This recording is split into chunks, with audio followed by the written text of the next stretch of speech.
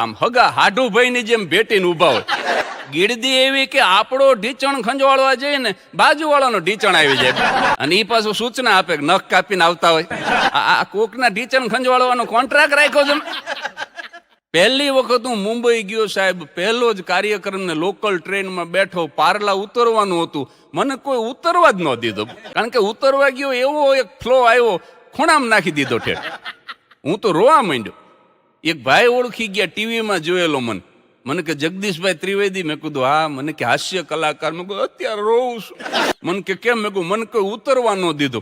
મને કે તમે એક કામ કરો, પ્લેટફોર્મ બાજુ વાહો રાખીને ઊભા રહી જાઓ, પીઠ પ્લેટફોર્મ બાજુ.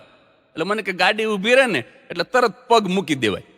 મેં કીધું એમ કરવામાં જ આગળનું ગયું.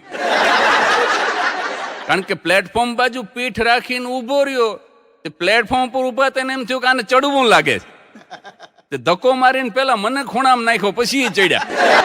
સાહેબ, પાર્લાને બદલે ક્યાંક આગળ નાલા હોપારા નામનું સ્ટેશન, અહીંયા હોપારાને ઉતરવા દીધો. અને ગાડીમાંથી પેસેન્જર બહાર નીકળે ને તો આમ સીધો નીકળે ને, પગ નીચે હોય, માથું આકાશ તરફ હોય.